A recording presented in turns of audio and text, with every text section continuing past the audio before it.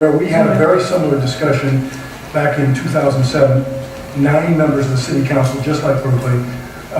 Ultimately, the vote was 5-4 for tasers. It came down to the very last night. Lots of information going both ways. I don't know if I can. Don't hold the top of the mic. Yeah, we'll hold get it right. down here. Okay. There you go. And hold it close to you. So I might try to speak by standing up, doing this, and then I'll sit down. Thanks a lot. But Please appreciate it. before I touch on the Palo Alto experience, I think what I want to do is frame the discussion here. I think that there are some critical factors to understand about the dangers of tasers, concepts that I've struggled with for a lot of years as I've worked on this issue. And I hope you will analyze and critique this analysis as we go forward with tonight's discussion, as we work more fully to inform ourselves and the community and those with the power to decide if tasers should be allowed in Berkeley. So the first myth that I want to deal with is that tasers are designed as a substitute for deadly force. That's what Taser International has put out over the years. Well, that's not true. You talk to any police trainer, and they will tell you that they are specifically trained not to use a taser in deadly force situations. So what does that mean? If I've got a gun, or I've got a knife, the officer is not going to shoot me with a taser. He's going to shoot me with a gun. And why is that? Tasers were designed as an intermediate force weapon. That is, as a substitute for canines, batons, verbal orders, hand takedowns, and a variety of things. But they weren't designed as a substitute for deadly force. We've got to keep that in mind. And why is that? Well, San Jose Mercury back in 2007 did a study. The taser in the probe mode or the dart mode is successful in bringing down a human being about 75% of the time. That means it fails 25% of the time. So what does that mean? If I'm a police officer, am I going to use a taser when the other party has a gun or a knife or some other deadly weapon that's perceived by the police officer? Absolutely not. The training is very clear for police officers in that situation. Use a gun, hit the center mass, and shoot to kill. Bottom line.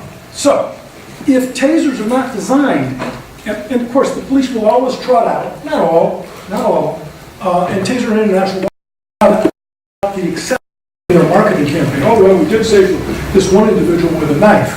But the statistics are overwhelming. About 95%, 85 to 95% of the folks that are hit with tasers are, guess what? Unarmed. Thank you very much. They're unarmed. And in that context, it's a misnomer to suggest that tasers are less lethal.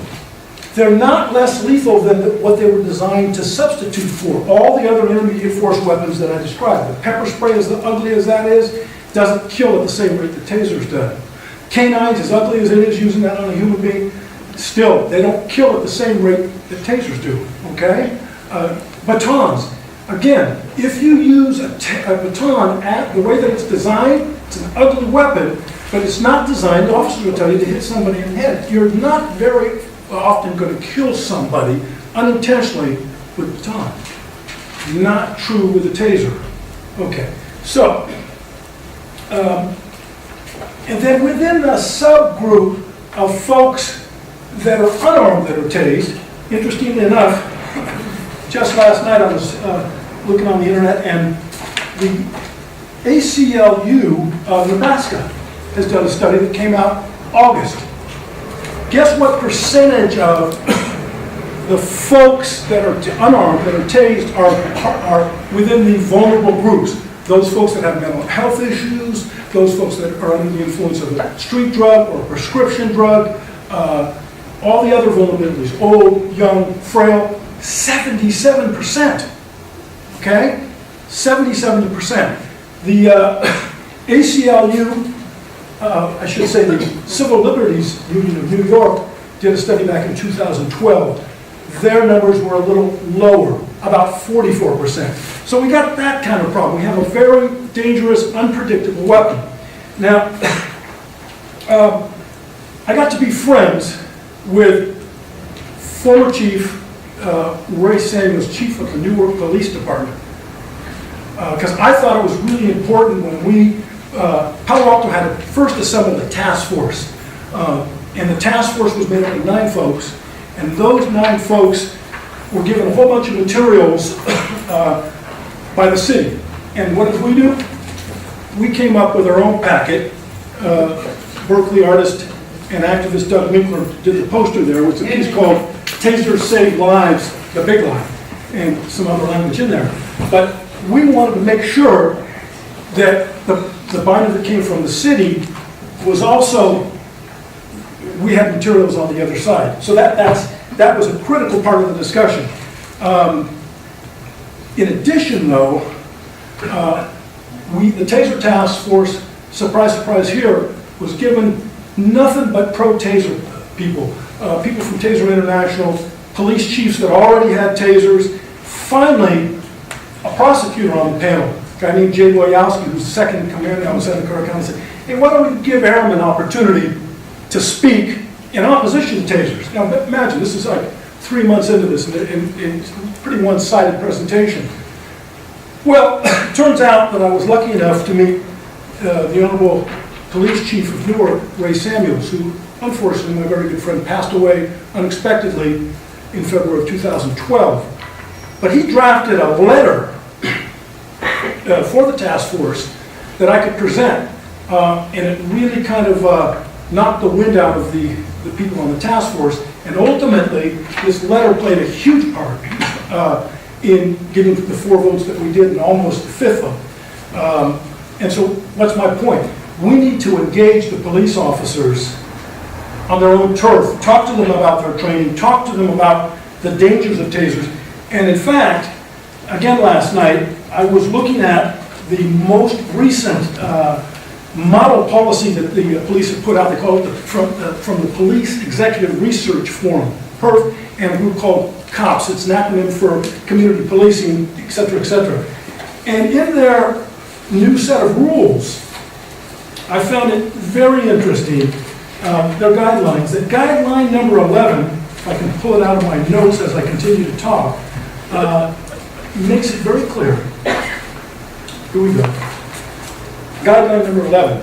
This is in the 2011. PERF, by the way, when you look at the details there, they got together all the executives, high-level chiefs, police managers, some MDs, some ACLU advocates, and they all got together in Houston, and ultimately in 2011, they put together the new guidelines to supplant the guidelines that were first drafted by PERF in 2005. Let's check this out. Guideline number 11. Agencies should be aware that exposure to ECW, by the way, it used to be called conducted energy devices. Guess what they've changed the name to now? Electronic control devices. At least they're being more honest with it. But that's what they've changed the name to if you're looking for. But let's go back to item number 11. Agencies should be aware that exposures to electronic control weapon application during training of officers could result in injury to personnel, and guess what? Is not recommended. And it's not recommended. Now, let's put that in perspective. When you're a police officer and you are tased, it's not in real world circumstances. You're not tased for 5 seconds. You're tased for a much shorter period of time. And it started out, there's an evolution here, because a lot of the agencies are saying, oh my God, we don't want to do this, because guess what? Back in 2005, when the ACLU Northern California did a report called Gun Stun Fallacies, how a lack of regulations are endangering people. And by the way, I take the position it's not a lack of regulations that are endangering people, it's the taser. Okay, so let's keep that straight. But during in that report, it was stressed that you had, at least back in 2005, 5 officers who had been injured seriously enough during these limited training exposures, very controlled settings, where they ended up with serious injuries, some career-ending injuries, and guess what they did? Like any good person that gets injured in the line of work, they sued, okay? They sued. So, you know, I'm a retired public defender, criminal defense lawyer. One of the things that we always say to juries is that if you're going to take somebody's liberty, you, the government, have got to prove beyond a reasonable doubt to moral certainty that the client is guilty. In the same token, before the government introduces a new medication or a new weapon, should it be our burden to prove it's safe? No. It's got to be their burden beyond a reasonable doubt that it's a safe weapon in the context that it's going to be used. And who's it going to be used on, folks? Armed people with guns? No. Unarmed people, vulnerable people, okay? So in that context, the reasonable doubts are staggering. I mean, let's put it this way. Not only have the police decided that tasers shouldn't be used in training exercises on their own foot in a controlled setting with spotters and mats and only a second. Everybody's had a physical and nobody's hopefully under the influence of drugs or prescription medications. But the U.S. military has said, guess what? These would be really good to use against our enemies. Too dangerous to use in training exercises, okay?